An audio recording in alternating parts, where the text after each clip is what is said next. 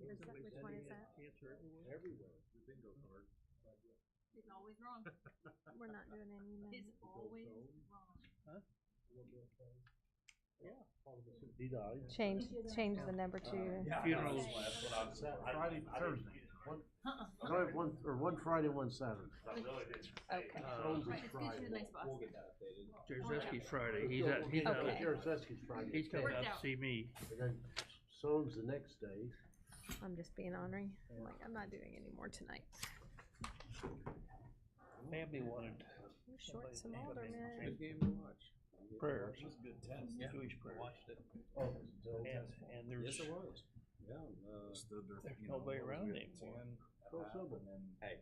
Civil will be out of town. They've asked Oh, him to yeah. pass it. I don't want to be the negative Nancy here, but this team looks very familiar. And the to closest team synagogue, we just active watched last synagogue year. is in Oh, yeah. Indianapolis, They've right? been dying by the three ball. He It's just not walked going to get in. you Yeah. every turn. Well, that one stretch They were there back in the was 60s. 3 minutes to go in the first half. I tutored at the Both neighborhood. teams. You did what? They Dong, started- dong. The they neighborhood started house hitting. on College Street. Yeah, we'd been in trouble. Remember the neighborhood house? No, I college. First College. half. I haven't got my. I remember that. Back in the 60s. I tutored. Three or four. Yeah. Hello? Yeah. They came and we had a Seder meal. It was a total reverse there. Traditional Jewish. That's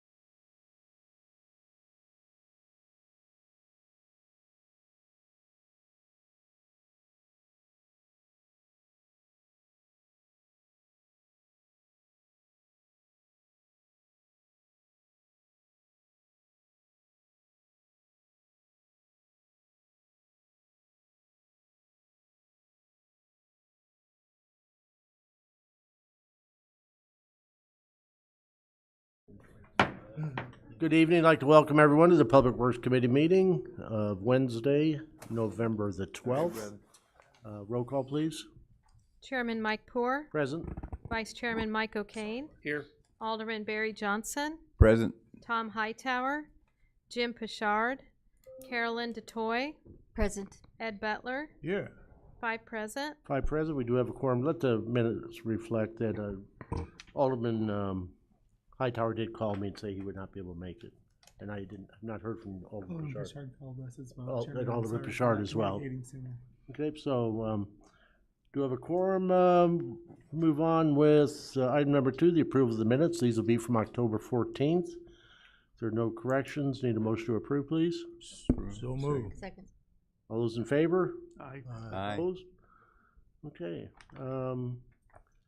Next, we'll be approving the agenda. There are no removals from the agenda, so need a motion to approve. So moved. Second. All those in favor? Aye. Opposed? Okay. Item number 4, audience comments.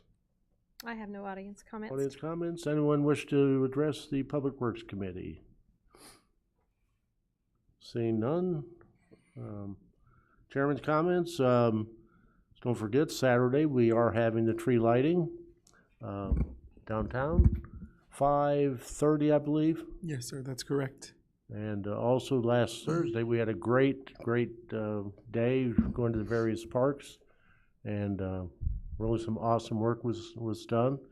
And also congratulations to the Public Works Department on receiving the state award last week on the Garfield Park project. So nice to get a couple different recognitions of those awards. So great job, everyone.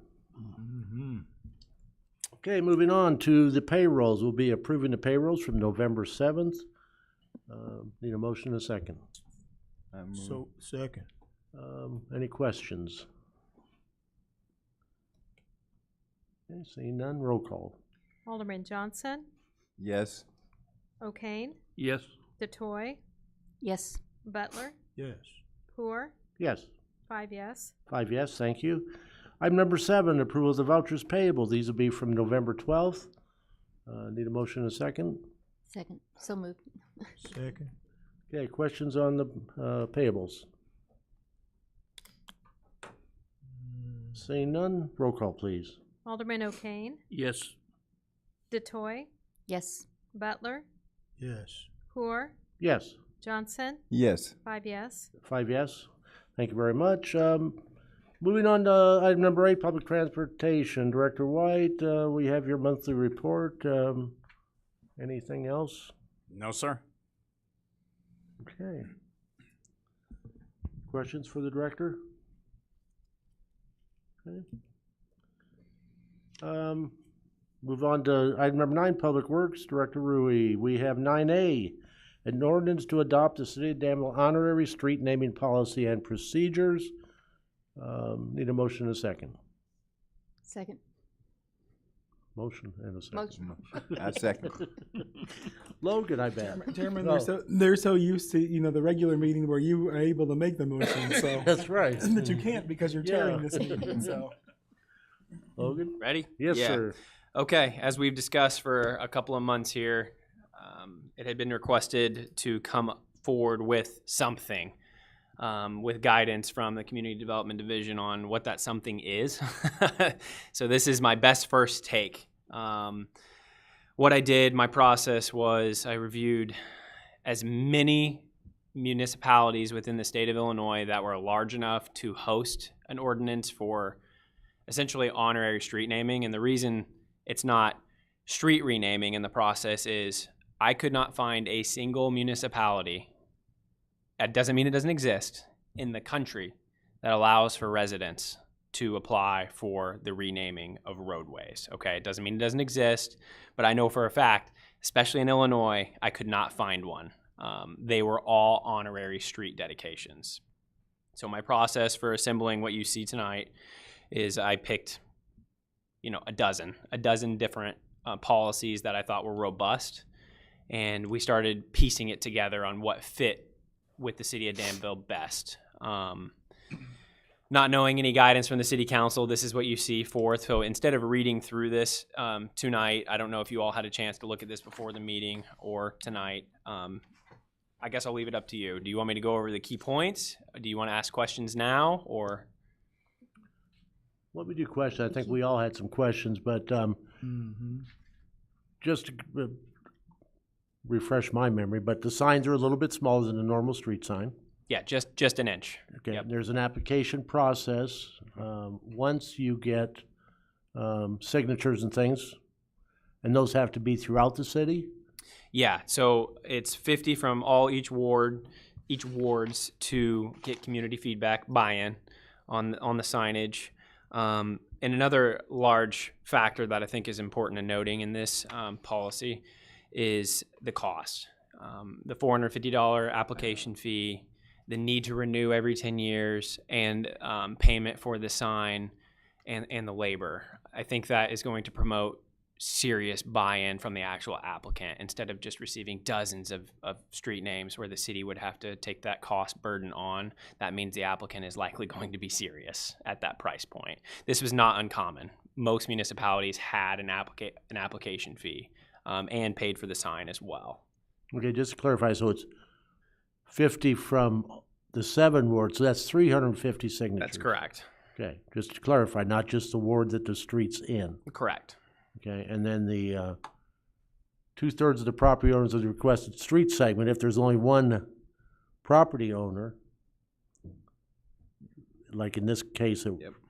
brought us to talk about this, is the fact that there's 2 other residents that access their residences from that same street. So that would basically be, those 2 people would also have to sign off. They would have to have buy-in. It's quite similar to most of our other alley vacations, zoning petitions. If it's going to impact the neighbor, they should be notified. Okay. Yep. And then it's for 10 years, basically. 10 years and then with it the renew option if- to renew. Yeah, and I think that addresses one of the main issues that came up is, well, what if you're not there in 5 to 10 years? Well, that should clean that up pretty quickly. And then we were also talking a little bit, we used to have the honorary way signs up on different main streets. And we were talking, I haven't seen those for a long time, so I guess those are down. Yeah, I haven't They're, seen they're they will likely be refurbished and reinstalled this next year, but Okay. many of them were in bad Oh, shape. yeah. The ones that are in good shape, Chairman, are still there, but the others need to be refurbished. So the ones that we have, for example, like for Bobby Short and for Gene Hackman and Zeke Petkowski and those, they need to be, we have a signs division, so one of the things I've tasked my team with is that we will not have any bad-looking signs Yeah. in the city of Danville. So if you see any, let us know, and we'll get them traded out, so. Okay, other committee members, questions? $50 for the application, correct?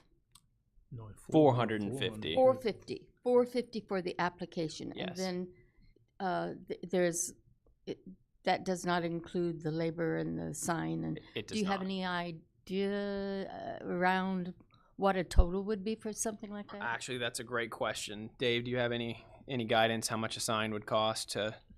I would say that I could give you a guess. I'd say roughly to make a sign and install it. I mean, we'd be looking probably $300 to $300-ish, I would say.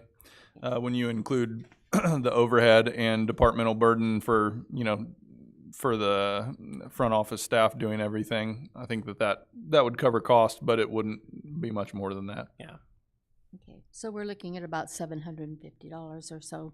Yeah, $700 to $800. Yep. Okay. Thank you. Alderman Butler. And so how come that fee, that it couldn't include the sign and the labor as well? I mean, where did you get that price from? Yeah. For $450. So I found a midpoint on all the different policies I read. I tried to find a midpoint that realistically I thought that an applicant would take very seriously on if they're going to be applying for this, because this is an administrative burden and we don't want just petitions to be rolling in nonstop for honorary street names. That's one. So I found a midpoint or an average between all municipalities, and it definitely can. That's up for the council to decide on whether that 450 is a part of that or not. Yeah.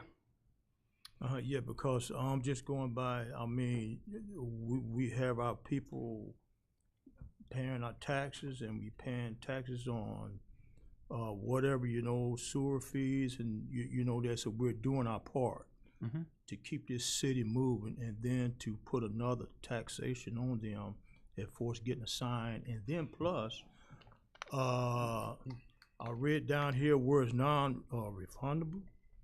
What if he paid for the application and it's rejected?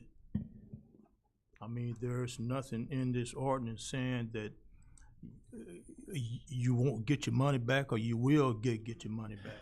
Yeah, so essentially, think about it like a zoning petition, for example. It's $200. So there is an administrative burden just for the processing of these applications.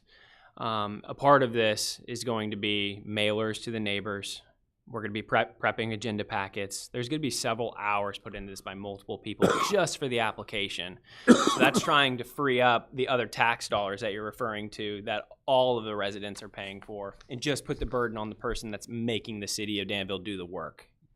That's where that kind of general number comes from. Yeah, okay, I disagree, but you know, that's me saying because we do enough for the city as well as for paying our taxes. So now, in this instance, PJ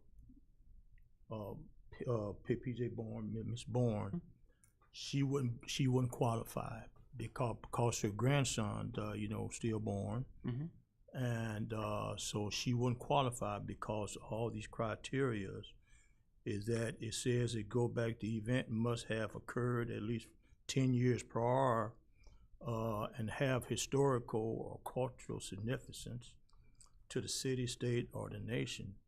So this baby has not, you know, didn't have a chance.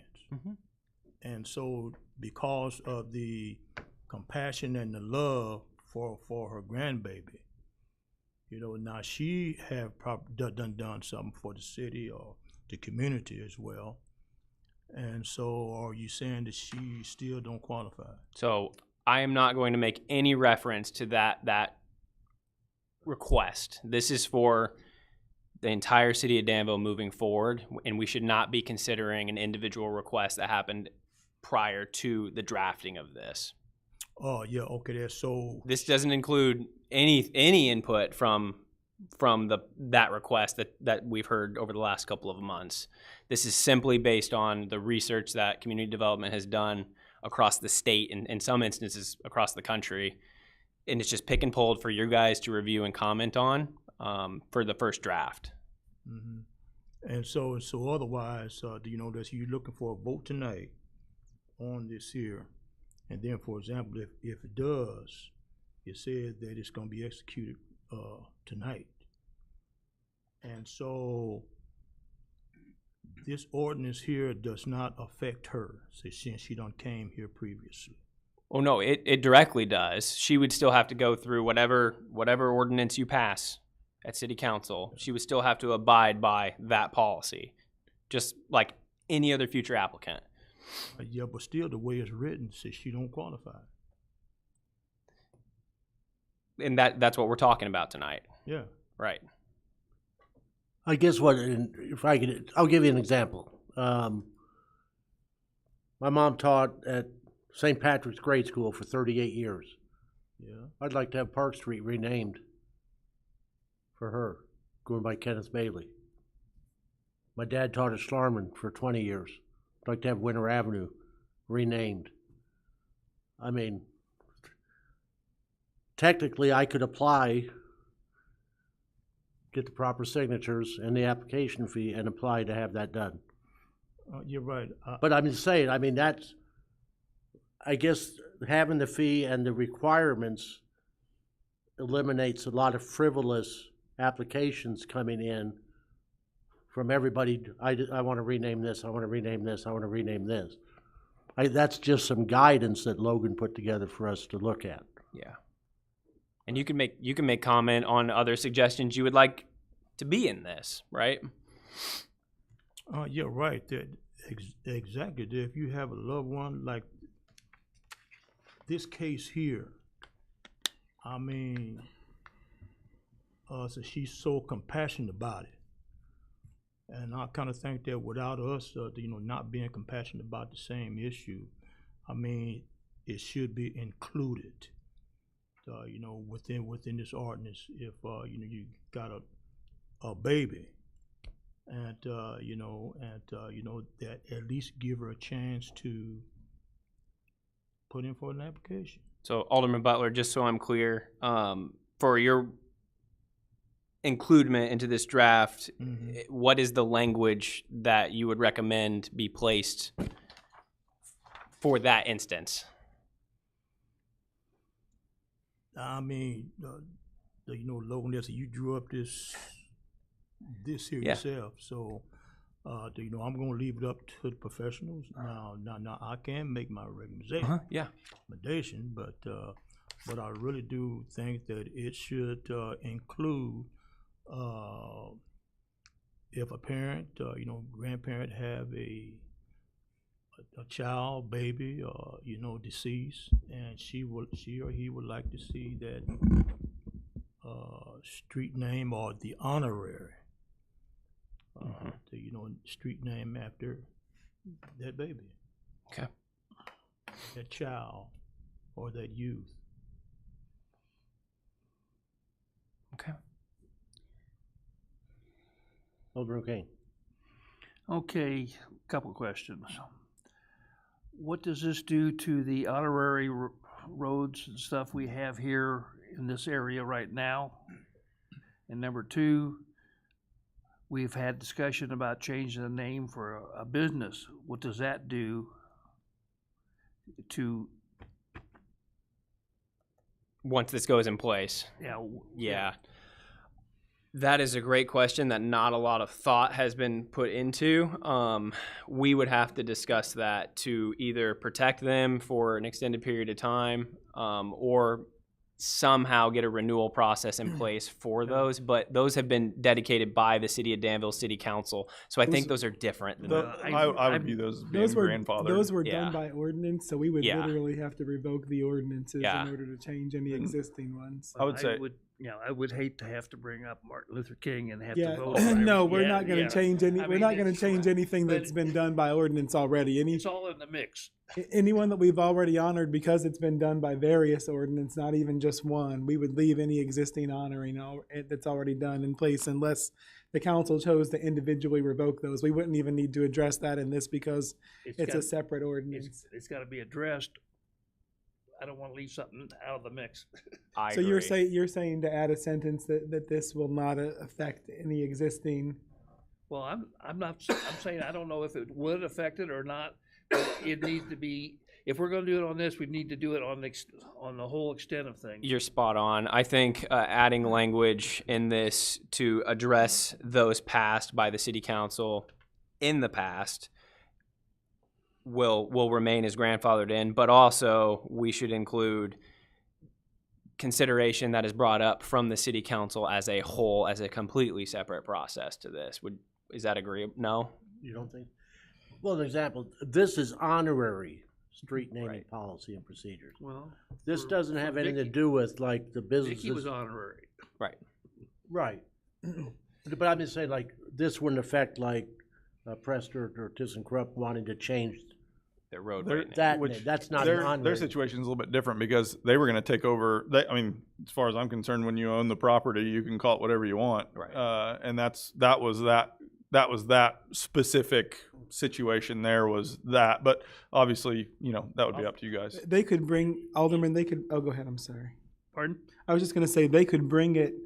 They could make that request just as Mrs. Bourne did under the existing ordinance because it falls under existing ordinances for a request for an actual name change. There's a different process for that, which is what was I think utilized. everybody's thinking that everything goes together, one mixes with another.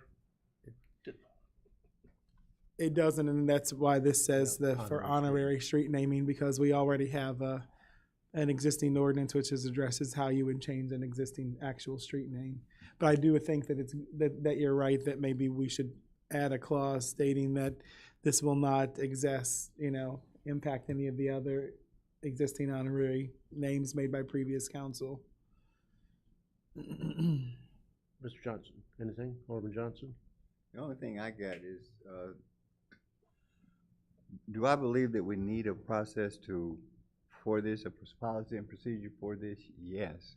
But at this juncture, in order to say yay or nay for that process without us agreeing wholeheartedly on current content or any added content that may come, I would be hard pressed to vote on it. Yeah, agreed. But that's the point of working it through the system. Completely agreed. Yeah.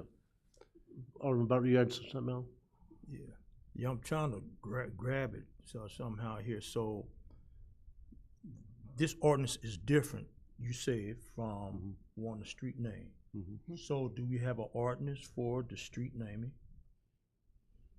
not one. What was the process that's used if someone wants to request a street name change that we've already used? Yeah, in the past, they instigate it through the city council. There is no Logan, the actual street name as Mrs. Warren. Okay. correct. Yeah, I don't believe there is any guidance in our code book of ordinances. They've just came to city council, requested it, and then they passed an ordinance of rename from what I can find. No, Logan, I'm sorry. Ball Street, things like that. The actual process of changing the name, the real name of the road that we utilized, it wasn't just, it was a petition, right? That they had to submit a form. What process did Mrs. Bourne use? We just had her submit a formal request via letter or email. Oh, okay. Yeah. So No municipality that I can find, including the city of Danville, has an ordinance guiding the renaming of roadway names. Okay. None of them. Oh, okay, So like Ball Street. there's still a possibility that it could happen. Yeah, I guess anything's possible. I'm just telling you that I can't find a municipality that does pass an ordinance in that nature of streetway renaming, not honorary streets. Right. So Ball Street and things like that, when that was just a request, no application or anything? As far as we can tell, Okay. it's just come to city council as a request, and an ordinance has been passed to rename the road. And Lick and all that was. Correct. Okay. Or subdivisions occur, and they name the roadways through subdivisions. Right. We have stuff that regulates when new roads are built, Right. what the names are at the time they're newly constructed, but Yeah, I mean, what was it, Green Street and Yeah, Bryan Avenue. things have changed. Green I don't know Street how got it happened. Green Street got changed to Bryan but by ordinance. by ordinance. Yeah. Yes, Alderman Butler. So now, have we completed the street name or sold the land out there by, what's it, Blue Cross Blue Shield? Oh no, that was tabled and did not continue. Oh, it didn't, okay. Yeah. Yeah, okay, there, so if they decide to approach that again, but then that is a possibility, though it's gonna have to come back to the council. Yeah, and whether it's handled through an ordinance like this for honorary street naming, or as Director Rui spoke to, if they want to own the road, then it's probably a good chance that you can rename the road if you own it. Right. And so the process of owning it, is that like the regular people, if they want to buy a lot, but then they're gonna have to purchase the street, or are we gonna be so kind-hearted and give it to them? Well, I think that would come with a lot of responsibility from council as far as who uses the road and what's the financial burden of maintenance of a road. I can tell you that I don't think anyone at Public Works that deals with funding of streets would be heartbroken to get rid of a street and not have to maintain it, but that's because we're fully aware of the financial burden that ownership of even just a small section of street is. So I would say that would be something that you guys would have to vote on, whether or not to allow a vacant or a vacation of a right-of-way. But I think taking into account, cost of ownership of that is something that you guys need to, would need to think about. And Alderman Butler, to add to that, as a part, just like we talked to ThyssenKrupp about, is yes, as a part of your vacation of that roadway, the petition process, in that ordinance, there would be the language that would be, okay, if approved by city council, the name of this roadway will change from this to this. I think that would be the formal process of changing a road name. Right. Another thing too that we insured with, so ThyssenKrupp, although they're the only users of that road, other than one of Blue Cross Blue Shield's exits comes out to that. We basically made it, hey, you have to have an agreement with Blue Cross Blue Shield for use of that section of roadway, and then you guys will have to maintain it. We have to see that agreement prior to us, taking this to council. So that's kind of how we were handling that. So in a situation, if a resident wanted to take over a section of roadway, I would assume we would want to see the same thing, that all the other, that they have an agreement with everyone and that they're showing that they're financially capable of maintaining said road. I think there'd be a lot to it, but. I have a question. So if I was so inclined to own a road, own a street, am I also owning the structural properties of that street? Like the electrical, the sewer, all of that? So how does that work? Well, just calling out, and a most recent thing that comes to mind is the Untouchables Motorcycle Club. We vacated the right-of-way there, but required that they grant easement access for other utilities. So there are other utilities that run down that right-of-way. And so they're within that agreement that we made with them on transfer of right-of-way, we allotted for easements for all the other utilities. Yeah. Typically, all of the right-of-way petitions you'll see come forward is it will have a public utility easement in the ordinance. Yeah. I would just say, as far just professional opinion here, as far as thinking about private residents owning sections of roadway and stuff, I think it would come with my recommendation that we shouldn't take that very lightly and move forward quickly. I think that there needs to be some very specific, things that are met in order for that to happen. But if that ever presented itself as an option, I think that we would likely look at each individual case and probably provide feedback on that and professional opinions. Yeah, right. Okay, I think I got one more question.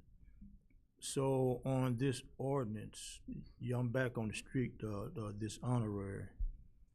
When it says, whereas honorary street name, designation, or ceremony in nature, and shall not alter the official street name. Mm-hmm.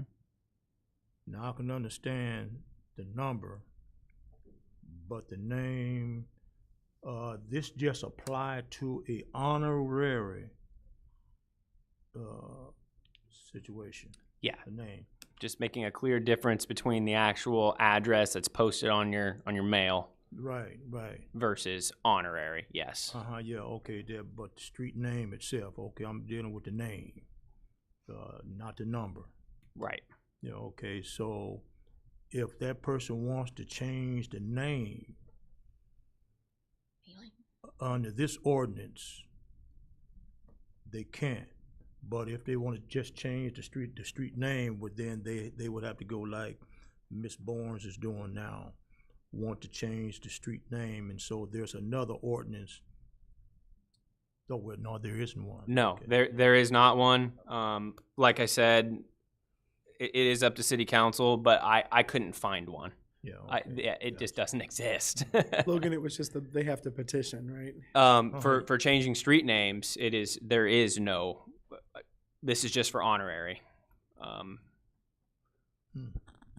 I think the renaming of official street names is very rare, is why there's nothing out there, because it has such major impacts. Now, if you're a few houses or a couple of houses on a road, there's less impacts to that, but there's also emergency response familiarity with street names that impacts people, as if they've always known it as Gilbert Street and now it's something else.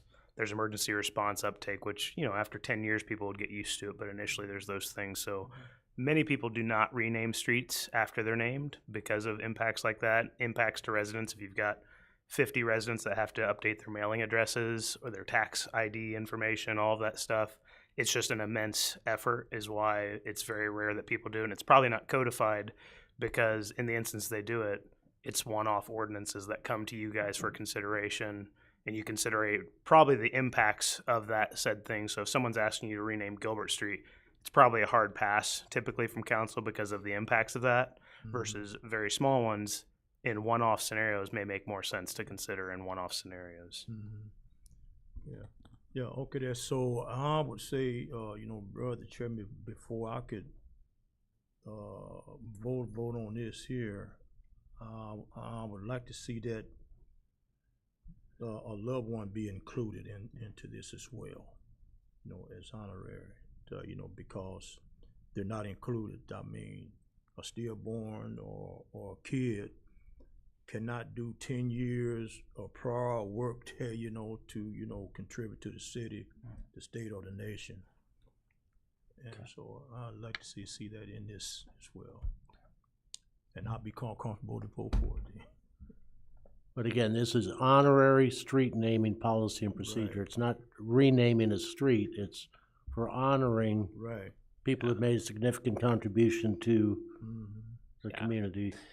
It is. It's truly, just to make it clear, it is our professional opinion that we do not bring forth a process or ordinance for the option for a resident or business alike to apply or petition for a street renaming. Right. Like Tim said, is, that has to be a one-off scenario, really. And just Martin Luther King Jr. Drive is a name, that's not an actual change of Main Street. No, that is an honorary name. That is So correct. Main Street, it's still Main Street, Yes. even though it's the Martin Luther King Jr. exit, it's still the Main Street exit. That's correct. Yeah, Memorial Way. Yeah. So, okay. Other questions so are we okay with this as written as far as for an honorary street naming policy and procedures? I know it doesn't address other street name changing issues, but this gets something on the record or in the books that show that we do have a policy and a procedure for doing that. And it sounds like if there is items that needs to come into this, instead of continuously coming back to council over and over, just know this is draft form. Like, I would hope that this could go to city council to get their feedback, or Mayor, would you recommend sending this to public services so we can limit the back and forth? I think this committee, or the majority of the committee, would feel better this going to another committee, getting with the changes that were discussed here, see what public services has to say, and then maybe coming to the full council in December. I don't know. I think what we could do is, we could make any updates that you would like for consideration and bring it back. I think it's appropriate that it come to this committee though, because it is a matter of public works. So I would say that we consider the changes that you all have suggested, Right. and bring it back for consideration. So we may not act on this year. I mean, if it comes back to Public Works in December, Well, I'm trying to think there, Chairman, if you heard my statement and it was included, because some people pass before they do 10 years of public service, to the city. If they were added within there that, take out the, or reword, where it says, doing something for the city, 10 years of service to the city. If that was kind of tweaked there a little bit or something there to where that, It's not saying that. Yeah, the ordinance, I think, the ordinance doesn't state they have to provide 10 years of service. It states that events must have occurred at least 10 years prior. So not 10 years of service, but within 10 years of the historical event. You're right, that 10 years prior, you done 10 years of something for the city. No, That's not what that means. no, Yeah, okay, got no. It means Alderman, it means Yeah, it had okay, to have I feel you. happened, had to have happened at least 10 years in the past. And so I'll give you an example. Let's say, for example, that they had named something after someone highly disgraced, like Hitler, You name it after a person within the last couple of years, and then they do something crazy afterwards. We've had that happen here in town, right? Where we've named something after someone, and then they do something very disgraceful yet. And so I think it's saying that you need to wait at least 10 years after that time has passed to be sure that nothing else, that's not good occurs with that person. Yeah, okay. It's in the section 2, eligibility and criteria, where it says the events. Yeah, for example. Yeah, okay. I got a granddaughter. She's 6 years old. Okay, now, so she didn't have time there to do. Events must have occurred at least 10 years prior and have historical or cultural significance to the city, state, or nation. Can you explain that to me? Yeah, just just as the mayor said, I think that was a great example. If you want to. Yeah, yeah. If Appointments only, so nominees it, must it has to, see for at least 1 year. You're right, right. Yes, she took me to 3.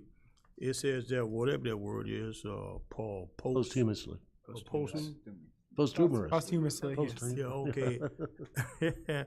Recognition only. Nominees must have been deceased for at least 1 year before the application. But number 4 said that the events have occurred at least 10 years before that person died. That's. I believe this is for events. Okay. Look at them events. different. Look at them Yeah, differently. Two different things. Two different things. Oh, it is. Yeah. So you couldn't name a street COVID-19 until 2030.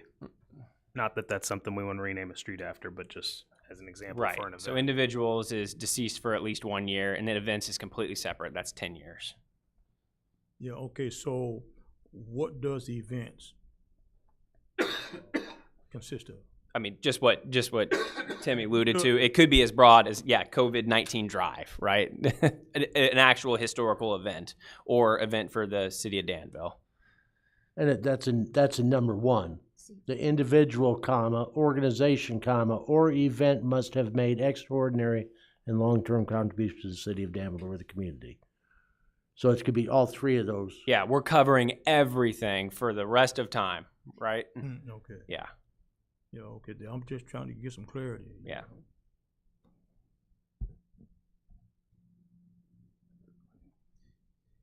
The other thing that we could do, chairman and committee, is that we could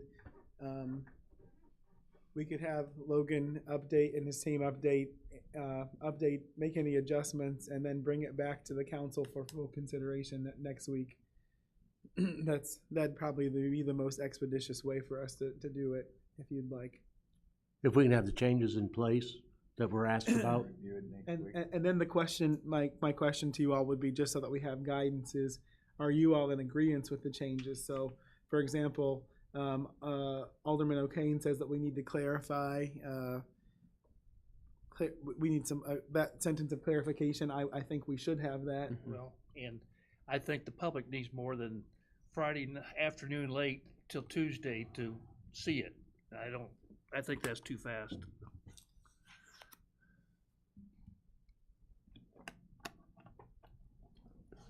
What's your pleasure? We could bring it to the next council meeting, the first council meeting in December. That would be another thing that we could do. I think if it was written just a little bit clearer, the each ABCD, that it would be more than accept. I mean, I totally understand how D is different than E. Mm-hmm. I have, but not everybody maybe would understand that as clearly. So I think maybe if you could just make it very, very clear between the two, that one is totally different than the other. I mean, I get it, but I can see where it could be misunderstood. Mostly on A is what you're referring to, correct? Yes. 2A? Yeah. Yeah. Understood. It's a 3 and 4. I think that's the being confused somewhat. Where I understand it's totally different. For instance, Gene is deceased. Okay, so I want the block named in him. Okay, so this 10-year has nothing to do with him. He's not living. So that's a totally different situation than what that would be. So we have to be able to distinguish the difference between 3 and 4. And I just think if it was written, I don't know how you would do that. I'm not trying to say how to do it, but if it was written in such a way that it was a little bit more clear that those are 2 totally different situations. Okay. So I see how Alderman Butler is confused about it. It is confusing. We got a question back here. Yes. Logan, hypothetically, would Mrs. If you can answer this, just hypothetically, would Mrs. Bourne's grandchild would that meet these qualifications? Yes or no? No. It depends if you would consider not knowing their life or their family situation. It would have to meet the general requirements of public service, philanthropy, cultural, or historical impact. So it'd be the family. It wouldn't have to be the child. It would be. That would be up for interpretation. Gotcha. Okay. Thank you.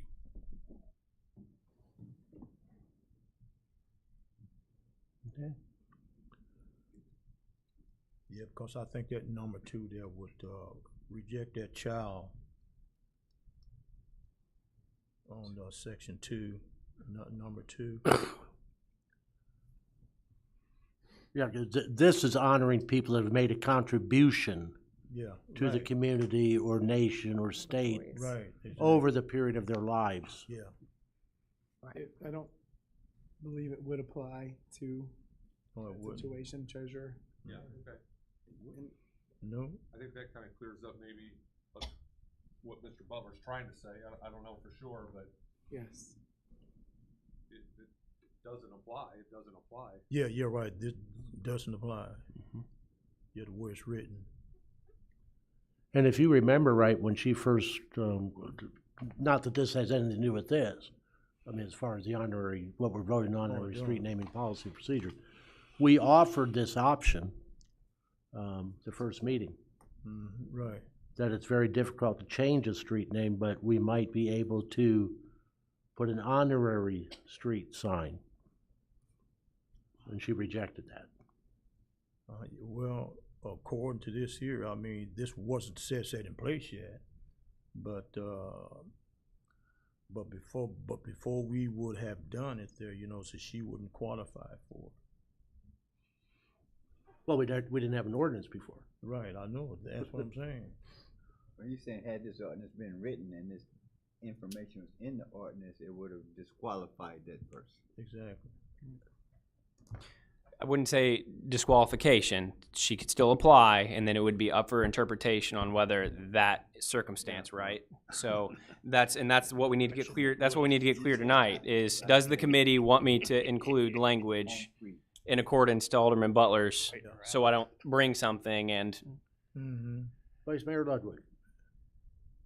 I just wonder if it might be a good idea to talk to Mrs. Bourne, because if we're wanting to make this change to the draft specifically because of her, maybe we'd want to ask her if she'd even want to do this. Because otherwise, it really wouldn't make a lot of sense to make a specific change for her case to this draft if she would reject this and not want to go through the process. And in my opinion, and I mean, I love Pastor and Mrs. Bourne. They are wonderful people. They've contributed to this community in so many different ways.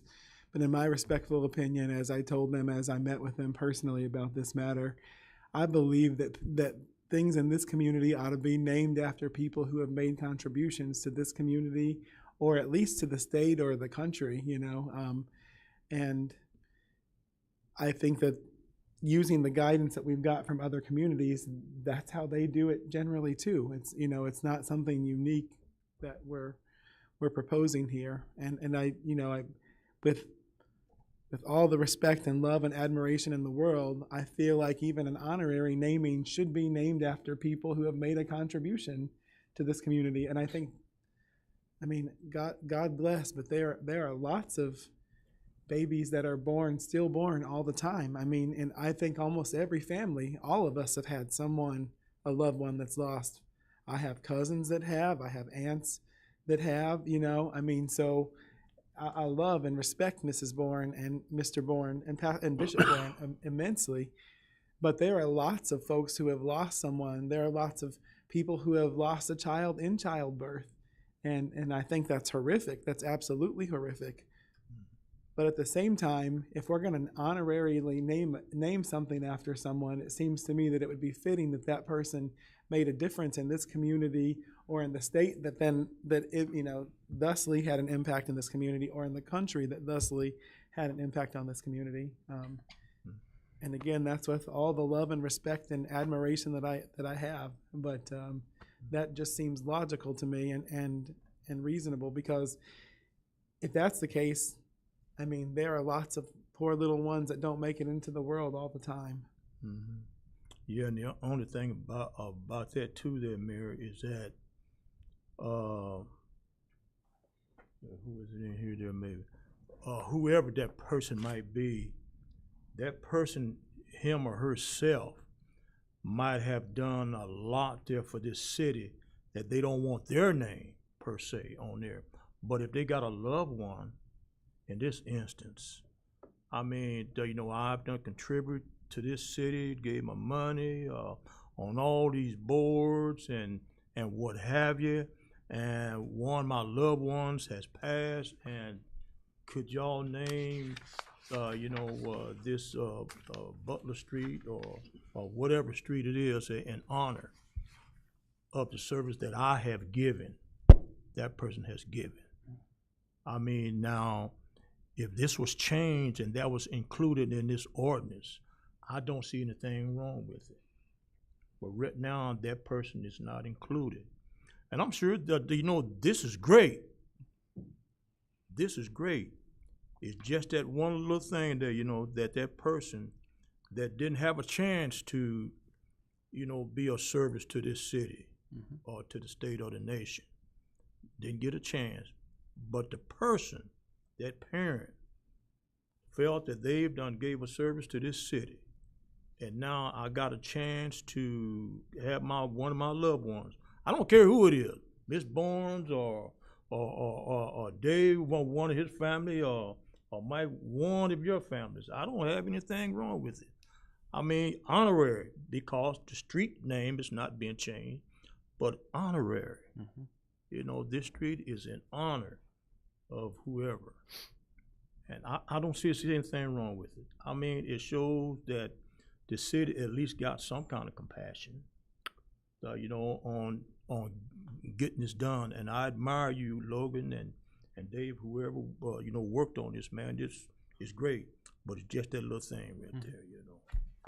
And, I mean, I think the purpose and the section 1 overview explains what it is. Yeah, it does, yeah. I mean, and as with everything, you have to have criteria, and you cannot have every category and every criteria in an ordinance. That's the yeah, right, you can. Just change that one thing, that man, and it's great. And again, it's an honorary street name for people that have made a significant contribution, Right. or an event that's had an impact, or you know. I think we need to look at the other part, you know, but like I said, there's nothing out there on changing this actual street name per se. Nobody does it. Right. So, I mean, having the honorary classification, and it's not a lifetime change. It's for Yeah, a 10-year period. 10 years at a time. Right. And renewable. And renewable. Yeah. Yeah. Yeah. And so I entertain a motion that we turn it back over to Logan, you know, however you want to say it, and you know, he kind of tweak it, and then bring it back to the council. To the city council. Yes, city council. You want the third city council? No, it would be the third city council meeting, or do we want to wait till December? First council meeting in December. How much time do you need, and to get it out? I don't need. I wouldn't. Don't weigh in on your decision for that. I can get it done tomorrow. That's what I'm talking about, man. Yeah. But if we would have the rewritten ordinance in our packet, yeah, with time for input. Yeah, for this public service. Yeah. I would prefer input from the committee before we go to city council. Or what do you think, Mayor? Should we skip or go straight to? I think the changes that you're talking about are small enough that it could go straight to, but Alderman O'Kane, you seem to be concerned you don't think 4 days will be enough time for the public to review it once they've already read this, if we add 1 or 2 sentences. I can make a decision, yeah. But I'd like to have some input from other people, and they're not gonna have the ability to see what our agenda is from, one day on Monday, cause we get it so late on Friday that Monday's the only time that they'd have time to get out to the public and whatever. I mean, it's not a big thing, I understand. I think we're just pushing it, you're trying to rush it too fast. I wanna get it right the first time, I don't wanna have to keep coming back. So it is posted, and it's posted publicly for everyone to see on Friday evening. Yeah. If anyone who actually cares pays attention. But I guess it could go to. Why don't you work on the draft? Send it out to all the aldermen, Right. and with the vote happening the first council meeting in December. Yeah, right, the first, Tuesdays in That- December. So Right. I've got a question really quick. So just for sake of clarity on the side of Public Works, so any input that we would receive back, do you want us to just list input, have Alderman Butler's input also included as just, hey, these are kind of optional verbiage type thing? Or if there's more feedback that comes to us prior to that meeting, do you want us to just supply that to everyone or at the meeting? And otherwise, I guess I'm like, how do we have finalized verbiage that gets voted on? Logan's going to put out the changes immediately, or whenever he gets time. Yep. Goes to the alderman with, okay, we would like to know any changes, within a week or something. I mean, so you're not writing it, you're just, I don't know. Well, I guess it'd be important for me to know what needs. You're right, Director Rui, language, because it appears that there's disagreement on what should. I think everyone agrees that we need the clarification that Alderman O'Kane mentioned. I think there's some disagreement over whether or not the recommendation Alderman Butler is making should be included. That's where I see there being a major difference. I have no problem with the ordinance as written, because it's to honor people who've made a contribution or events. The other stuff can be dealt with as it's being dealt with now,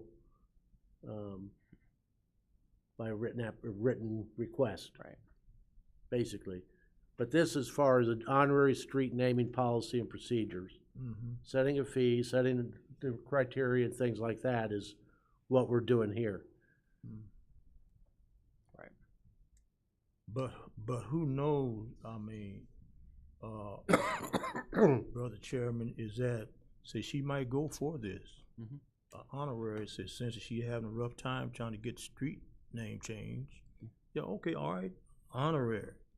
Okay, this street, well, what a baby's name, and honor, the baby's name, and say she just might accept it, like Eve said. And so it's a no-brainer, I think.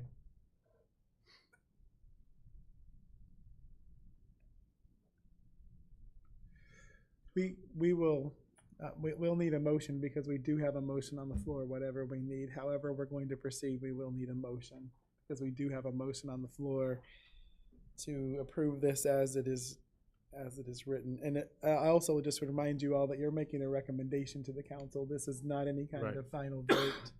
This just moves it, our vote advances it either with a recommendation or without a recommendation, period. It goes to the thing is, it goes to the council. It would go to the council as is either way, unless there's a new motion made. Just either, like you said, Chairman, with a recommendation or without a recommendation. We can easily add a sentence that says this will not impact previously, streets name, honorary street namings, previous honorary street namings. I'm trying to think of the term for that. Sorry. And then it also let the rest of the council know that too, that we accept this here.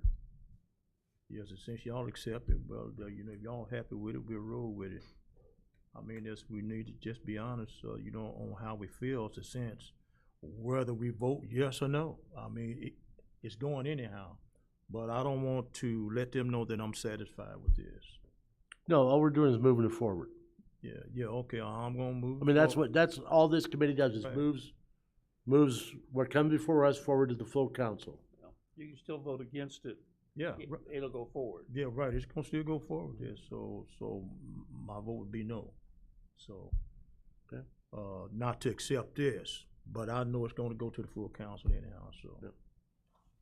Chairman, I don't know if you want to you need a roll call vote. We will need a roll call What's the roll call? for this ordinance as written, to move it forward to the full council. With a recommendation. With the or without a recommendation, recommendation? yes. Against it, it'll still go forward. With the recommendation, I'm sorry. I'm sorry. So, Madam Clerk, anything that's voted on by the city council, unless there's another motion made to change it, goes forward. Right. They either recommend that it go forward, Okay. or they either recommend approval or they do not recommend approval. Okay. And so it would just be a vote on the ordinance, and a yes would say we recommend approving it as is, a no would be we do not. So we're ready. Yes. Alderman Johnson. No. O'Kane. No. DeToy. Yes. Butler. No. Poor. Yes. 2 yes. 2 yes. It will go forward to the full council without a recommendation. And Chairman, what we could do is have Logan make any updates, I think particularly the change that Alderman O'Kane mentioned, and send that forward to you all, and someone could make that as a motion at the full city An council amendment. meeting. Yeah. Yes, that's correct. Okay. All right. 9B is an ordinance amending the Danville City Code, Chapter 155, pertaining to commercial solar projects. Need a motion and a second, please. Motion. Second. Okay. Okay. Yeah, this is a pretty simple one here. If you can recall, months ago, the city of Danville, the city council adopted a new code outside of the zoning code regulating commercial solar sites, which is chapter 155. What our intent was to regulate commercial solar fields in and outside of the city of Danville municipal limits within our zoning regulations. So any solar sites proposed within 1.5 miles of our corporate limits, the city of Danville would have jurisdiction over zoning and building. Because if you can recall from past discussions, those sites within 1.5 miles outside of the city couldn't regulate them before, and the county was relying on the city of Danville to regulate them because they're in our zoning jurisdiction. Fine, we took on that challenge, right? We discovered after passage with another solar project that was proposed that zoning is perfectly within our jurisdiction outside of the municipal limits. Regulating how they're built is not.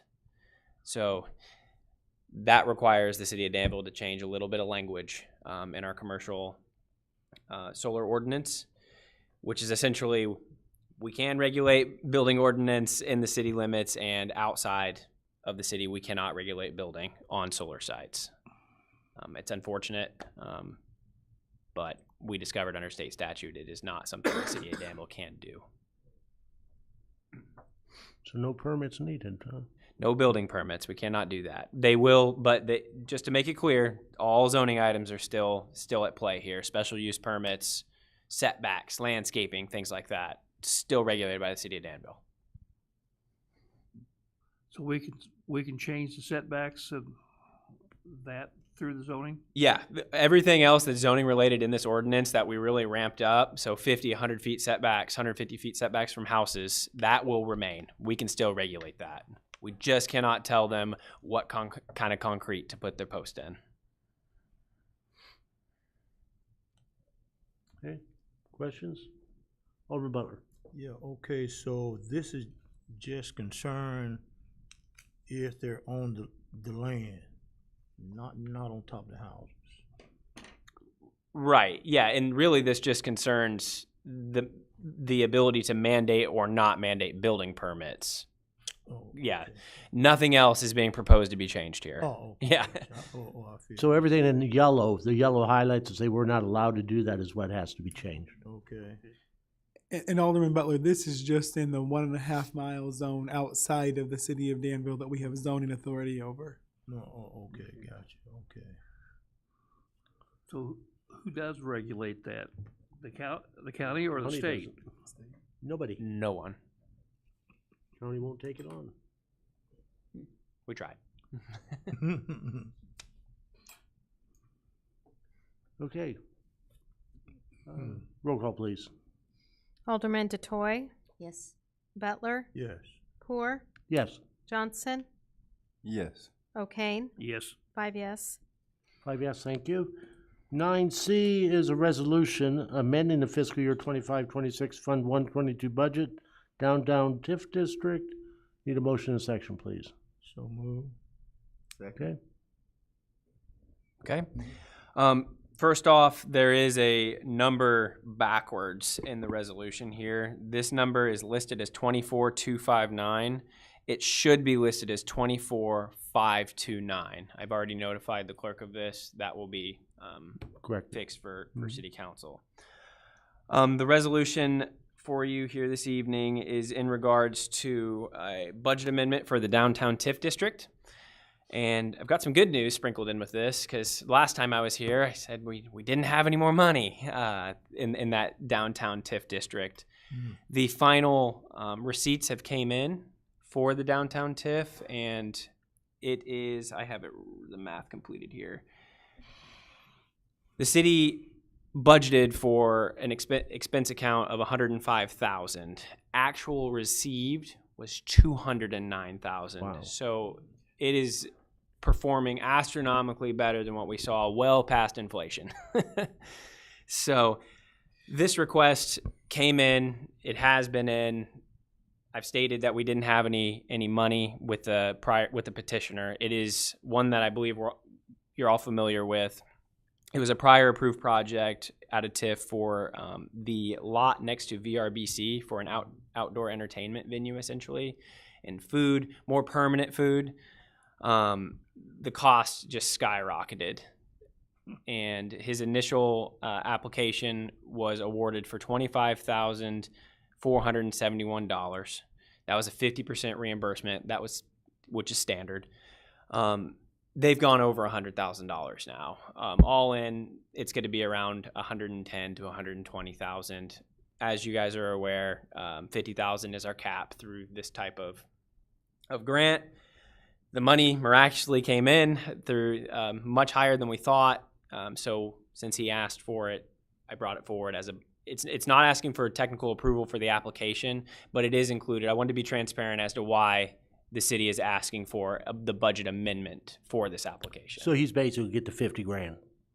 If the budget amendment is approved. Right, yes. because he didn't get the full 50, which he was eligible for the first go around because of funding. No, the costs were genuinely that low. We waited too long. So yeah, his costs have increased, doubled. They've doubled, essentially. Yeah. This is a great project. I don't know if you all have seen some of the progress that they've done already, but it's going to be good. And the other thing that I really love is that it helps bring the local here more permanently. Oh, yeah. If any of you all have had Stephanie Lober's food, it's outstanding. And so to have more dining options downtown, I think, is always a great thing. And I hope that you all will support this project. Okay, questions? No? Okay, roll call, please. Alderman Butler, Yes. Poor, Yes. Johnson, Yes. O'Kane, Yes. DeToy, Yes. 5 yes. 5 yes, thank you. Moving on to 9D, a resolution approving the fiscal 2026 fee schedule for Harrison Park Golf Course. Need a motion in a second, please? So move.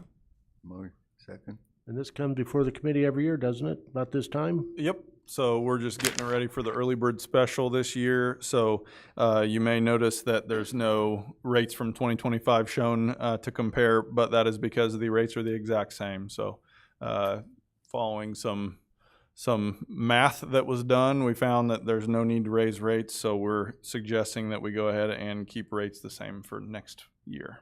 Just need to keep the weather right. Just need to keep the weather the same. Yeah. You got it. Hey, 70 Saturday, come on.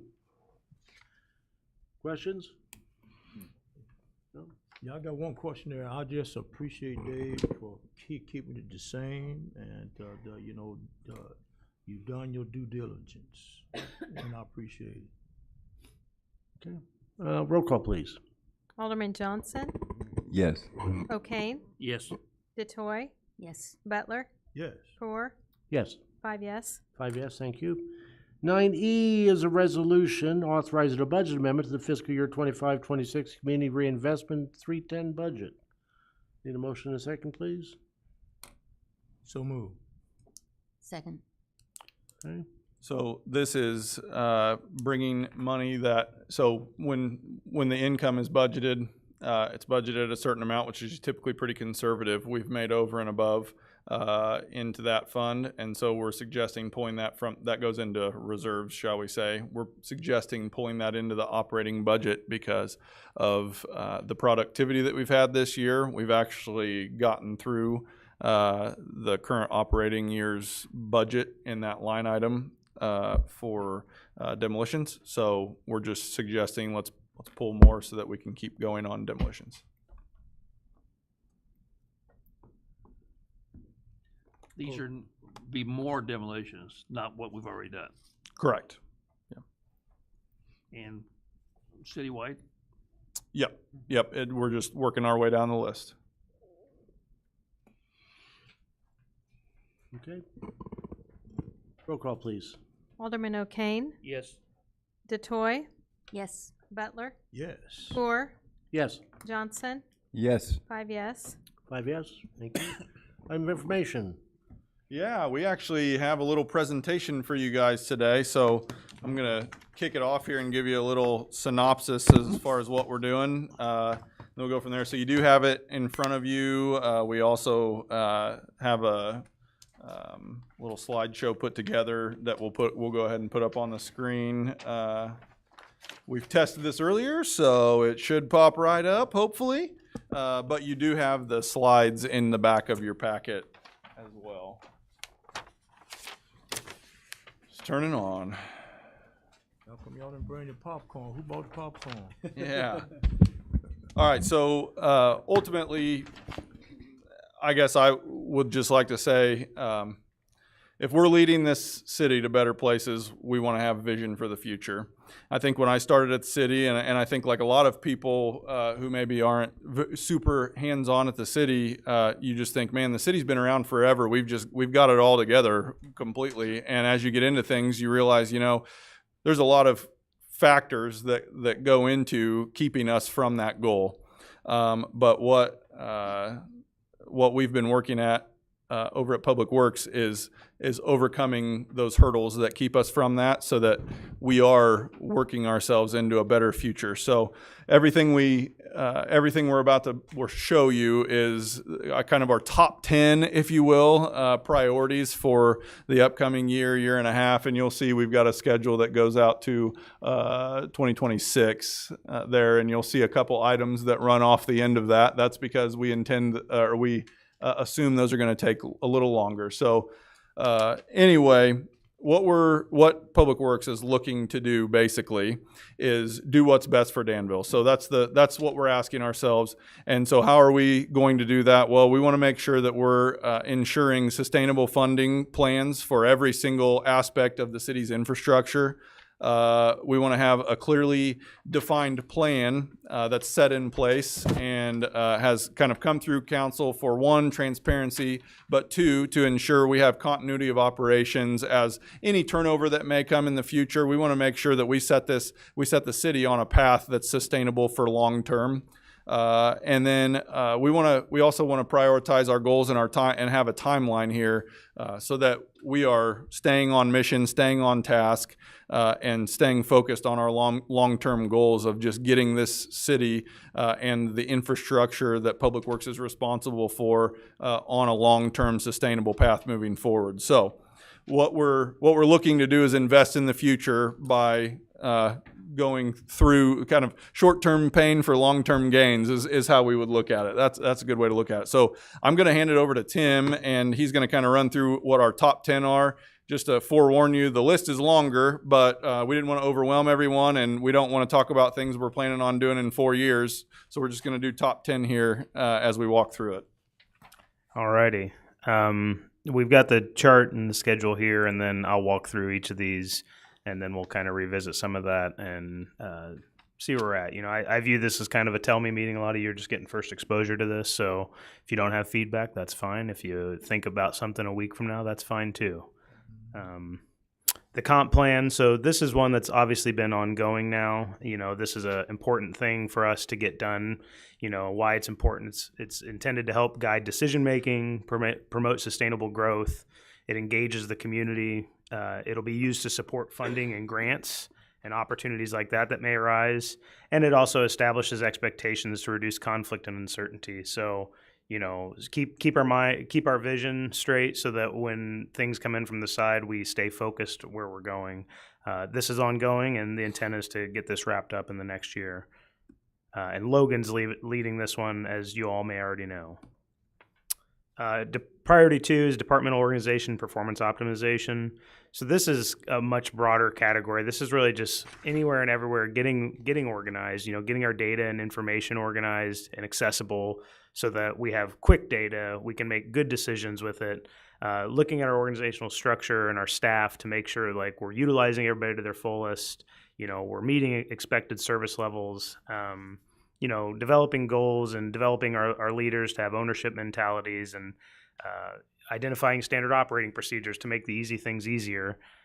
One big thing here is also to begin trying to track and report key performance indicators in all of our areas of work so that we can kind of track our progress, even if it's just us versus us year over year. Start collecting data so that we can see, we can get a benchmark and a baseline for where we're at versus where maybe we want to go. This is important, you know, enhance efficiency and consistency, fosters ownership and mentality in our supervisors, promotes accountability and performance both for our department, us as leaders, and our staff. Improve transparency for you all and the public about what we're doing and why we're doing it. Increase data-informed decision-making and optimizing our services and funding to support the services that the community expects. Priority 3 is big deal is trying to drive it like a 5-year capital improvement plan to improve our forecasting. Knowing what is in our backlog makes year-to-year decisions and budgeting a lot easier. It also improves our ability to go after grants for real large projects that we just can't afford locally, independently, without either outside funding or bonding or things like that. You know, also enhancing kind of objective project prioritization tools that we got a big city. There's a lot of needs out there, and trying to shrink the window of where we need to focus our efforts is a big part of this. It's important because it'll make us more proactive and less reactive when we have, you know, damaged or failed infrastructure. You know, more effective spending for long-term success, so we aren't throwing money at, you know, the immediate problem and ignoring something that's a much bigger problem, but it's coming down the line and we don't see it yet. It also helps develop a backlog so that when there are financial opportunities or something out there, we are ready to pivot or take advantage of that opportunity because we've got the next thing in the chamber ready to go. Or we have things that, you know, different grant opportunities come along and they favor different things. So certain projects may, if it really aligns well with a new grant opportunity, we may pluck that and go after that grant opportunity. But if it's not on our radar, it's hard for us to see the forest through the trees when we're working so hard on implementing what we are doing. You know, and also getting data-driven decisions to reduce subjectivity, so that we're really doing the best thing we can for the city as a whole. Infrastructure asset management plans. This is priority 4. This is really kind of a foundational piece in my mind, similar to like the comp plan, where we're really trying to get our arms around what do we have, what is the condition of it, where do we even rank in terms of long-term management of these things? Because infrastructure takes a long time to degrade, but the scorecard you see on the left, American Society of Civil Engineers posted infrastructure scorecards, and you're all probably familiar with the federal government passing $1 trillion infrastructure bill in the last few years. it's because the infrastructure is in a state of decline across the nation, across the state, across municipalities. So the idea is getting a bigger picture of what do we have, how long is this going to last, is our funding right, and trying to be a little bit more proactive. Again, a lot of municipalities, in my experience, can keep up with the O&M and then the capital improvements when they come. They get deferred a lot of times because we don't have the $1 million in the bank for the $1 million project. We've got the $10,000 for the maintenance, but we're putting Band-Aids on stuff for 100 years that should have been replaced at 50 type things. But this is really intended to get a really broad picture of what we have. My experience with City of Danville so far, you guys have a great jump on this because of your GIS and your inventory that you've built out so far. Like, knowing what you have is a big challenge for a municipality because there's a lot out there. But really, it'll help kind of elaborate the picture and the scale of what we do manage. Priority 5 is software to kind of support some of these other initiatives, the tracking and reporting of the work we do. It'll help us build capital improvement plans and identify places where maybe we're wasting money. So if we've got a roadway that we're continually pothole patching and we've spent $20,000 over the year and a long-term fix was $30,000, this will help educate us so that we quit spending money poorly in those areas. But the asset and work management software, it'll help us doing work planning so that we can kind of project annual work for people, schedule preventative maintenance stuff. So make the planned work planned and easy and have it ready for reactive work, but that we're always tracking stuff. So this will help, with accountability. I think integration of this with standard operating procedures and checklists built into it for like new staff is if they get assigned tasks, it can have an SOP for them to kind of walk them through so that they're consistent from day one how we do things. Also that consistency also minimizes our liability out there. So when there are issues, making sure that we're, dotting the I's and crossing the T's consistently so that if there are issues, we are giving people the same consistent messaging, the same consistent service. Priority 6 is reviewing the sewer funding analysis. Some of this has come up recently, we have a combined sewer fee here at Danville that pays for both sanitary sewer infrastructure as well as stormwater infrastructure. Basically, what this is intended to do is kind of evaluate what we think is a reasonable split of that fund, like what percentage should support sanitary versus stormwater, and then also looking at analyzing other fee structures. Are there different ways to make it more equitable? I know a thing like in Urbana, where I came from, they have a separated sanitary sewer fee and a stormwater utility fee, where your sanitary sewer fee is based off of your usage and your stormwater fee is based off of your stormwater generation, which a lot of communities use, impervious area, things like that. And essentially this is just kind of an initial evaluation that, based on the evaluation, we would bring data back for you all to kind of digest and give us feedback on, to see, is there a value in exploring other, different fee structures, or marrying up kind of where our rate structure is at and the divide between stormwater spending and sanitary spending. Because right now we're kind of forced to prioritize between the two, and they both have needs. If you have really bad flooding versus you have really bad condition sanitary sewer, the likelihood of failure and consequence of failure may be equal, but the impacts, we don't know which one is the best one to spend money on. And if we have a better divide to manage it long term, that will kind of improve clarity around what people are paying for. Priority 7 is vehicle and equipment replacement plan. Right now, the city of Danville, manages this through the capital improvement plan.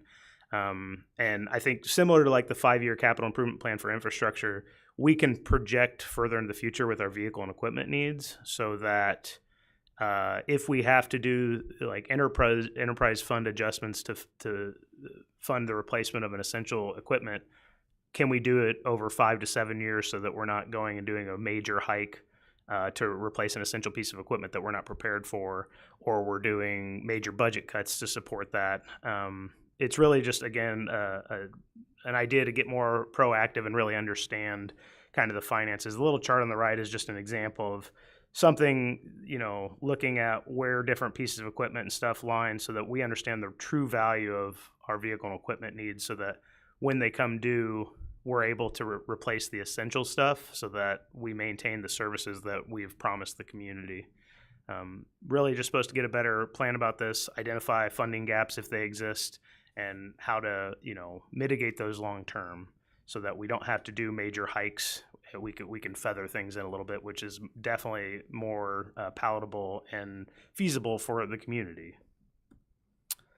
Priority 8, divisional business plans. This is really just kind of trying to get really good detailed 1 or 2 pagers on our operations and activities around some services that we provide, including fee structures and things like that. The 3 that we're kind of looking at in this year are like solid waste, Harrison Park Golf Course, and central vehicle maintenance, so that we can understand the true cost of doing business and what comes with that, so that people can digest that in more than just the budgetary figures that you are provided. You can understand a little bit more about what is going into these things to pay for these things. And then when we need to pivot, we have a better understanding of where we can cut or where we actually have greater needs because there's a community outcry for enhanced service or something like that. Stormwater management ordinance review update. We kind of split this out. We're looking at the funding, but then looking at the ordinance review and update. They're kind of separate things. One big thing driving this is Bulletin 75, which is essentially engineering rainfall data. For the past 40 years up until I think 2020, we had Bulletin 70, which was 40 years of rainfall data. Bulletin 75 is now another 40 years of data, so we have 80 years of rainfall data. And the answer is the rainfall intensities are going up, and we should stay with the industry standards that everybody's using for rainfall stormwater management stuff, but that could create cascading impacts as to the impacts on economic development and stormwater management. So if we're going to consider modifying our ordinance to include Bulletin 75 rainfall data, we need to be considerate of what development impacts that may have, and consider, are we good with where we're at? Are these impacts, sustainable or negligible, or do we need to be considerate about lightening some of those regulations to also accommodate the increased rainfall data that we're doing with, and trying to do in a way that we're still protecting the public, the public from stormwater, incidences and things like that. And then priority 10, this is really just kind of a build off of what this is here, is really taking what we've got as a 1-year plan and forecasting it forward. What's the next thing in the chopping block? What's the next priorities? And trying to forecast that even further so that we can identify needs well ahead of getting to a point where we need them immediately, and we can talk about them in advance of budget and things like that if there are resources or financial needs to implement different things that are desired by the council and or the community. And that's kind of really just taking what you have here and then extrapolating it and making a commitment that we want to revisit this with you guys, so you know what we're planning on working on for the year, and we're putting our extra effort into, so that if there's something that is not on that list that you think we need to be considering, give us that feedback. If the priority, if you think something's more important, either talk to us and we can tell you why we have it where we have it, or we can get feedback from you of something that may be in a blind spot for us to help educate us and inform us about the other things that are needed in the community that maybe we're not hearing. But this is really just a commitment towards the continuous improvement, and also using this as a tool to communicate our priorities to you all, and the roadmap for those to you all and the public. And then we're just going to jump back into the schedule here, and I'm going to pass it back over to Dave, just talk a little about utilization and kind of path forward. Yeah, so as you can see, he's kind of calculated out over here the lead utilization. So these are the people that are going to typically be leading the brigade on these priorities, and we've got them listed out as such, kind of broken down. But the one thing I want to call your attention to is this is what we've assumed our current availability is as far as hours go, and so the busier we get, this is all stuff we're going to do we plan to do in addition to what our current job is. And the reason for that is we want to lead with vision. We want to take Danville to a better place, and we're not going to maintain status quo. So maintaining status quo and staying where we're at is not an option. We're going to take it and we're going to make it better, and we're going to leave it in a better place than we found it. So because of that, we're committing to prioritizing these. We wanted to bring this to you guys for the sake of transparency and also for the sake of accountability. So what we are committing to do is saying, hey, every few months we're going to bring this back to Public Works Committee and just give you an update on where we're at with stuff. And we're going to commit ourselves to some accountability as well so that we ensure that this is something that's moving forward. And if it's not, maybe we need to discuss, hey, maybe there are needs that we need to do to make that happen. So we're not asking for anything tonight. So be thankful for that. But what we are doing is just letting you know that these are our priorities, but also, we want to encourage ourselves and you all to help support, just investing in the future. And unfortunately, sometimes it takes investment to get us into a better spot than where we were. So that's what we're venturing to do right now. And so kind of keep that in mind as we move forward and different priorities pop up, and maybe we can weigh the options of like, hey, is this really worth, taking Tim's 60% and knocking that down so that we can get this done, or do we want to leave him on the big stuff here? That's kind of how we are trying to think about it at Public Works, is I want to protect Tim's time to keep him working on, some of the bigger items that he's got, that he's leading the brigade on some of these steps. So anyway, if you have any feedback or questions, if you could either give me a call, shoot us an email. You can call me, call Tim, call Logan. And that's really what we've got. So we appreciate your guys' time. Great job. It's always good to have a plan. Chairman, as they were reviewing this for me, it made me think. I know that with compliance, Alderman Johnson, you had to put a lot of these types of metrics and such in place. So I know you all understand the importance of these kind of metrics and such. So I just appreciate them working to get this together, because we have to make sure that we do the best that we can with everything that the people give us and our businesses give us. Mm-hmm. Okay, Alderman Butler. Oh, yes, I really appreciate this plan as well. I don't know how exactly we prioritize, the big jobs. And, I've been preaching this here there for quite a while now. And I don't know if it's a higher cost than anything else or what have you. Is that South Street Bridge, as well as, that Walnut area with that sewer. I don't know when we're going to take and try to make one of them at least a priority, or is that something that we do at the bridge? Yeah, so I don't know. So typically, and Eric or Tim maybe will speak a little bit more to this, but what I would just say is we, due to asset management and a ranking system that we have, this is what we're saying here is we're systemizing every single thing we do to where there's a ranking system for it. And it, just like we're doing currently with demolitions, we have every demolition ranked out and due to different criterias, so that there is no subjectivity to it, where there's not as much opinion to it. It's more, hey, this is ranked out, this is where it falls in line, and so this is something we need to prioritize because now it's at the top. Mm-hmm. So, for instance, our bridges are assessed every single year. I would say South Street Bridge is definitely on the radar that I'm aware of. I hope so.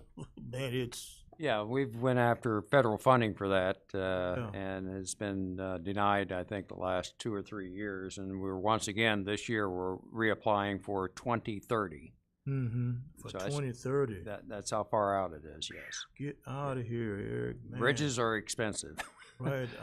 So did they see any pictures of it, of the bridge, the pillars and stuff deteriorating? And matter of fact, some of them done fell. There, and then if a semi happened to make the wrong turn and go across that bridge, man, that only God knows. So that's where I would just say we have professional engineers that are structural engineers that rate these bridges on a yearly basis. So we have a contract with structural engineers that do that on a yearly basis, that rate the safety of our bridges. Yeah. And so if one is in detriment of safety, we would know about it to what extent, and would be able to make the decision on whether something needs closed or not. So. Right. Yeah, and I think, the funding is always a big part with those things, based on my brief assessment since I've been here. The city's spending somewhere in the vicinity of about $12 million on capital improvement projects. The South Street Bridge, Eric, what is it, about $2 million?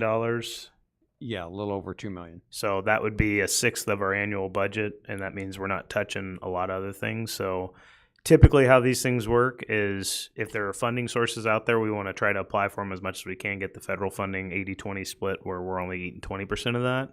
But as our annual inspections progress, if there's a turn for the worse, we'll be back here talking to you guys about hard decisions, about plugging that ahead of something else that's also a big priority for us, or talking about bonding it, or talking about closing it, because the safety is, the biggest issue, and the inconvenience is something we just may have to live with. We had to do that in Urbana for a while when we had to load rate a bridge that was a bus route, and it was very inconvenient for the DMT over there and the school system over there. But we got to a point where the safety was not adequate and the money was not there yet. So.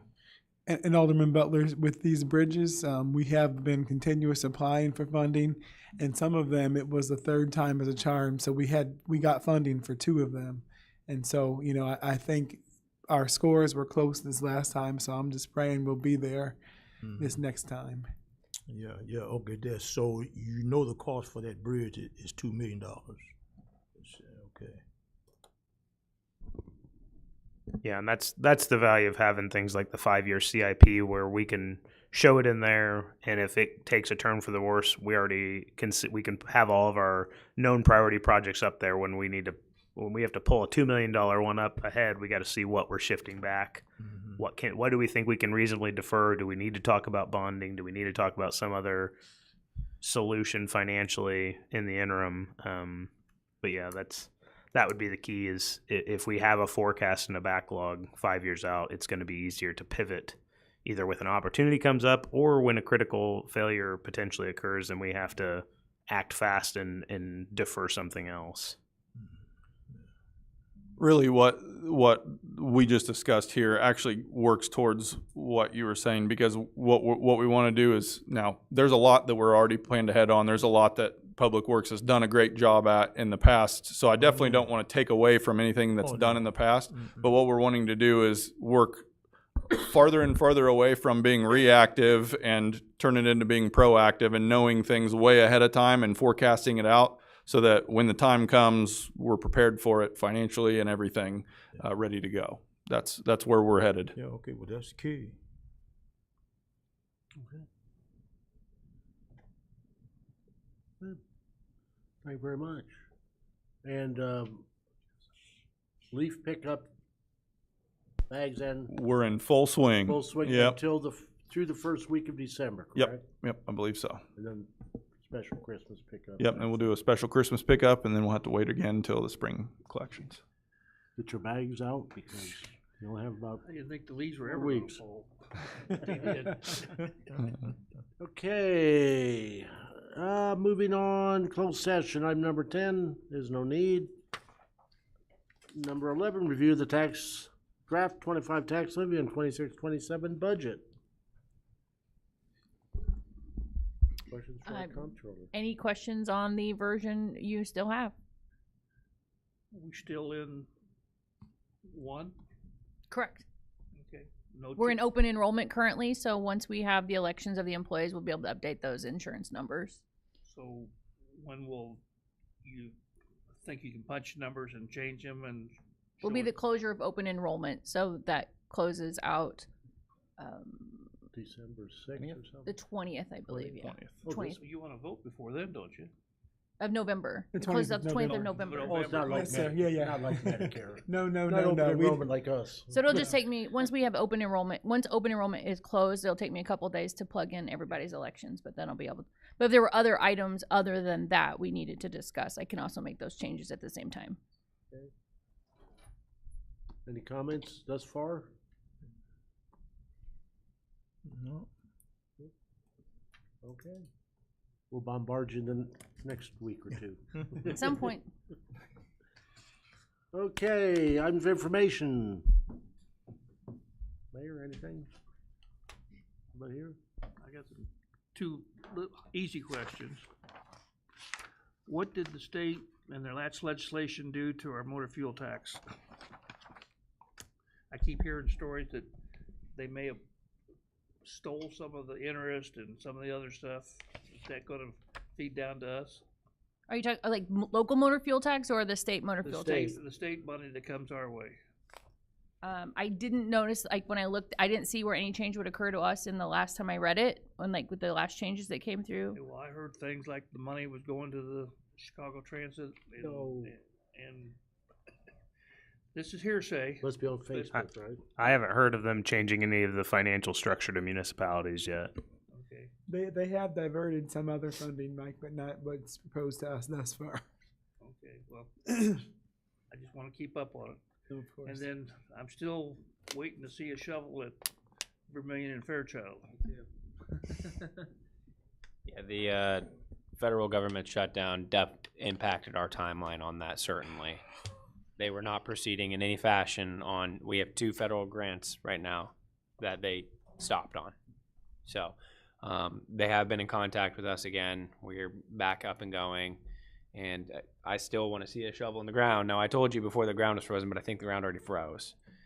So That's too warm to freeze. Is too dry. they're going to have the machinery to break up the ice. So I think you will see it here, hopefully within the next couple of months. You'll at least see action on a bid being let.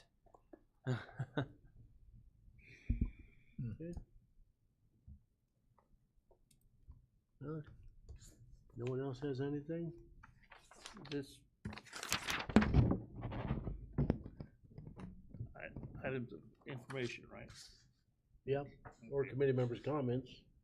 Well, I got a comment too. Okay, are you finished with your items of information, or do you want? Oh, I'm past that. Does anybody Okay. else have items of information before I have a comment? Comments? Okay. I've had a couple frustrating things happen in my area.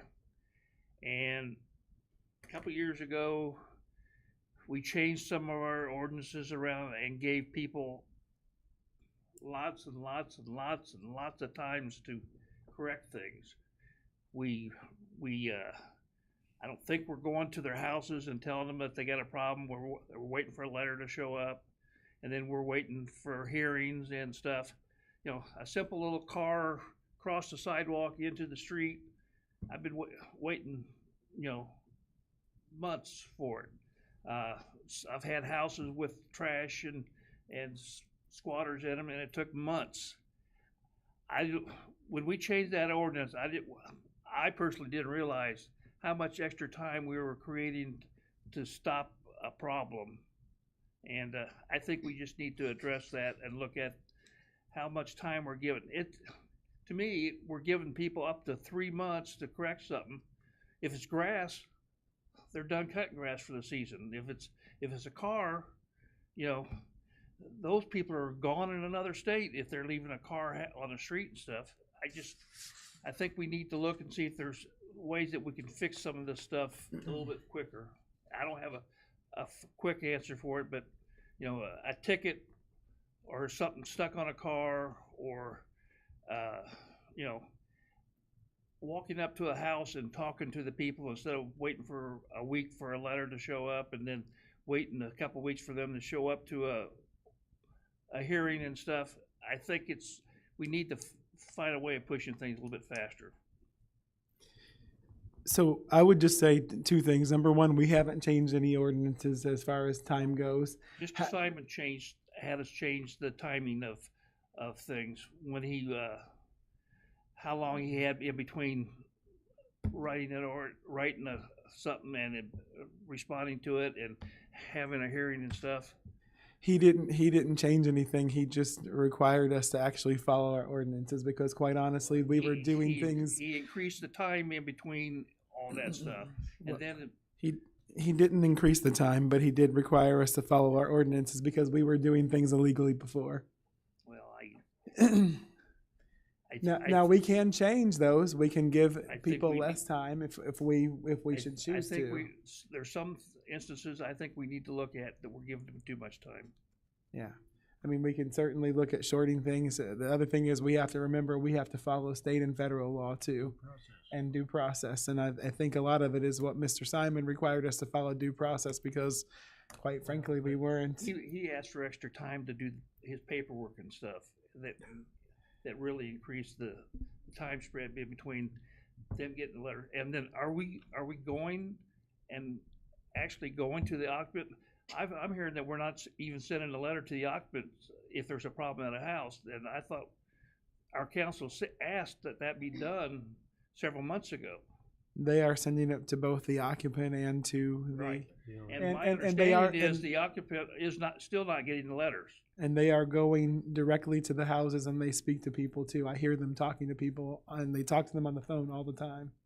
So I'm not sure who's telling you these things, but I'm not sure that they're being honest with you. I just want people aware. Any other? Anything else? That's it. Alderman Butler. Yeah, I kind of think, kind of piggyback on O'Kane is that there are some folk that cannot afford, older senior citizens, they have stuff that needs to be taken care of. And this one lady that I end up there doing it for her, and, for a little or nothing. I inspector was writing her about her garage, and all it needed was just some bricks taken care of, and wood and taken off there. I hated to tear down all those blocks. I mean, they were solid, and so I ended up there tearing them down for her, and yes, she's happy with it now, and I told her, hey. I mean, we're just trying to revitalize the areas. She had, to wait to get her funding. Therefore, and because workers have to be paid, and I kind of think we need to be kind of somewhat passionate about older folks there that just can't afford it in this day and time. And that things like that happen, Mike. And so we need to kind of at least give that some kind of consideration as well. Alderman Butler, what I would tell you is we do all the time. Yeah. Leon and his team often extend dates. They extend court dates. They extend reinspection dates. Yeah. Someone has a medical emergency. They say, I need 3 months to save up the money to do this. They do work with folks all the time. Now, the ones that they're more inclined to go after are the ones who, more strictly are the people who do it repeatedly. I can give you an example. We have a property on Main Street. We've cleaned up their property already at least once or twice. They have a garage that needs torn down. They go and we get after them and they get it cleaned up and then they bring the junk right back in again. And things like that, we just have to stop tolerating, period. The folks who are trying, we work with those, but the folks who aren't trying, we hold them accountable. Right, and that's good, and that's normal. But there are senior citizens, and I really appreciate Dave and Leon for taking care of that situation there out there on Robinson Street. That old pink couch and a chair that that the lady was complaining about, in that area. I appreciate it. It's gone. And so that whole area, it gets saturated with junk and stuff. I don't know why, but it does, And so I appreciate it. Okay, I really do. Anybody else? Yeah, I got one more thing, and I think I'm done. Yeah, because I was supposed to be at another meeting an hour ago. Yep. I was approached by a young man that I know there that we don't have our men are busy, I think, as far as getting up the trash in different areas of the town, and a young man approached me that where he's from, another area up around St. Louis, Chicago area, to where that he had a truck and he cleaned up different areas. That's assigned to him by the mayor or the council, and for a fee, he cleans up those areas every day. And get a ward a week and cleans up those areas. And so I don't know why he haven't came to the council, and I kind of think that would probably be a good investment in the long run. And instead of having our guys have to stop what they're doing and to one area, but then this guy can focus on cleaning up Danville. Yeah, so I can probably have him to come and talk to whoever, and maybe see what he can do to help out the city. He's very compassionate about the cleanliness of the city. Yeah, you can definitely have him come talk to me, and I can hear him out and see what he does and see if that might be a viable option. Okay, all right, Dave. Thanks. I'll do that. Okay. Having satisfied the agenda, motion for adjournment. So moved. Second. All those in favor? Aye. Opposed? We are adjourned.